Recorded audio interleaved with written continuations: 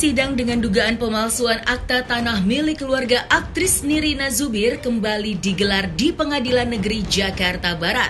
Dalam persidangan kali ini, hakim memanggil 3 orang saksi untuk dimintai keterangan. Nirina yang selalu hadir dalam persidangan mengaku kecewa dengan keterangan saksi yang dihadirkan. Menurut Nirina, keterangan yang diberikan saksi sangat janggal dan aneh. Ketiga saksi yang dihadirkan merupakan pembeli dari aset milik keluarga Nirina.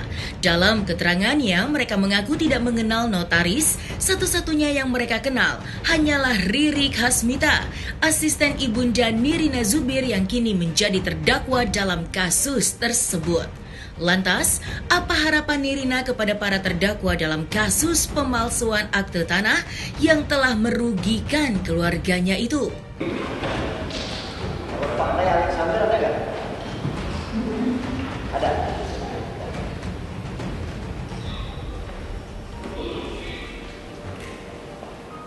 Pak Mardani. Pak Mardani ada Pak? Ada Pak Mardani?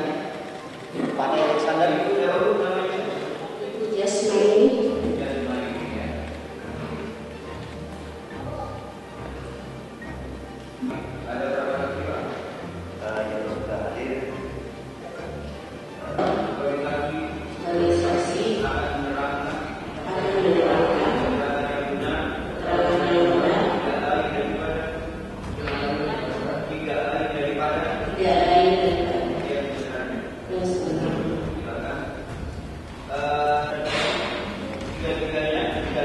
Hari ini kan kita mendengarkan saksi, tapi ya jadi hari ini tuh sebenarnya ada 4 orang. 1 orang lagi-lagi tidak datang, udah 2 kali dipanggil. Kita lihatlah besok lagi kan. Tapi yang pasti 3 orang yang hadir hari ini adalah orang-orang yang katanya sudah membeli tanah mendiang ibu saya. Yang atas nama yang ada nama saya, kakak saya gitu. Dan di sini sih saya ngelihat banyak kejanggalannya ya gitu. Kejanggalannya salah satunya adalah di suratnya dibilang katanya sudah menghadap PPAT, tapi ternyata tadi waktu ditanyain siapa PPAT-nya nggak tahu, nggak kenal gitu kan. Terus ditambah lagi juga katanya sudah dibayar dengan tunai, tapi ternyata tadi ada pernyataannya dicicil dan belum lunas, tapi udah bisa ganti nama. Maksudnya gini ya, secara hukumnya banyak yang aneh sih gitu kalau menurut Nirina gitu. Jadi makanya dari tadi Nah benar-benar ngerekam semua pembicaraannya supaya Nah juga bisa tahu, maksudnya Nah punya memorinya juga gitu kan. Tapi sih banyak yang buat saya sih itu pembelian yang aneh gitu, karena jadi banyak prosedur yang harusnya dilakukan tidak dilakukan. Jadi menurut kita apa itu termasuk pembeli beretikat baik ya kalau seperti itu ya. Jadi kita juga jadi pertanyaan aja gitu kan. Dan ditambah lagi juga nggak tahu PPAT-nya yang mana, itu lebih gokil lagi sih. Jadi kok bisa tanda tangan terus ada yang datang tanda tangan aja. Wow, itu luar biasa ya. Tanpa ditanya sama hakim, kalian tahu nggak apa yang kalian tanda tangan? Nggak tahu kan? Di situ kan disebutkan hari ini dia di setiap AJB atau apa kan hari ini di hadapan saya bla bla bla biasanya kan. Nah itu kan tidak dilakukan dari awal aja, jadi banyak prosedur yang aneh lah menurut. Dan harusnya juga kan PPAT-nya pada saat penandatanganan itu kan harusnya dibacakan. Nggak bisa kita cuma sekedar tanda tangan terus langsung pergi.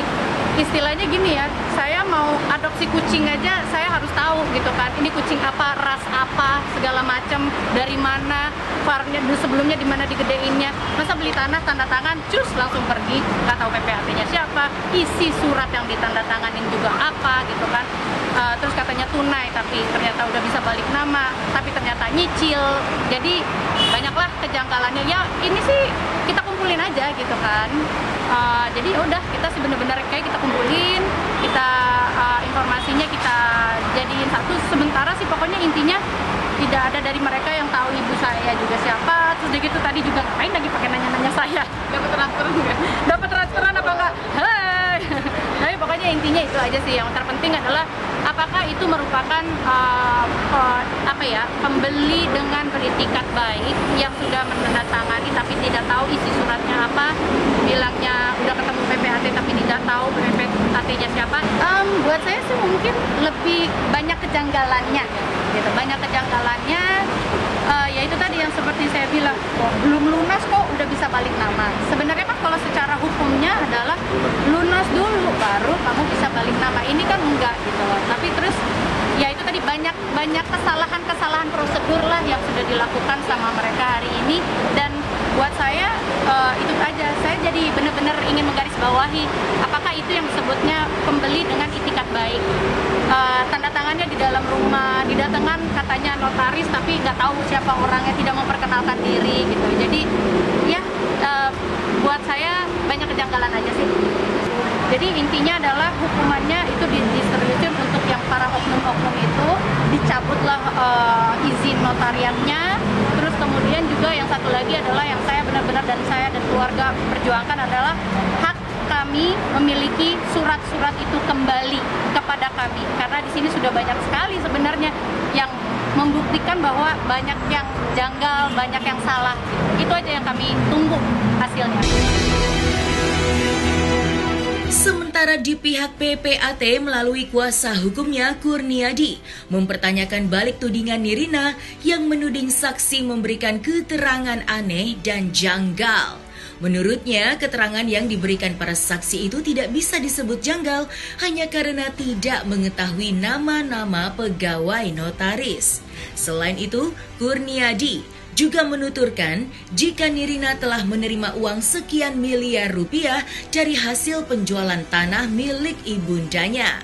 Maka, seperti inilah pembelaan kuasa hukum dari pihak PPAT terkait dugaan pemalsuan akte tanah milik keluarga Nirina Zubir. Kalau ditanya tahu nggak, dia bilang nggak tahu, ya bukan berbelit-belit. Saya justru penasaran, kok dinilai berbelit-belit. Dan itu kan sedang diperiksa di pengadilan. Kalau Riri itu dalam beberapa kali sidang kan menjelaskan itu disuruh ibunya. Ibunya siapa itu? Ibunya Nirina. Sudah tanya belum ke Riri? Kalau yang saya tahu itu, klien saya itu menerima order dari rekan PPAT lainnya atas nama Farida. Ya. Semua kolom tanda tangan sudah keisi. Apakah benar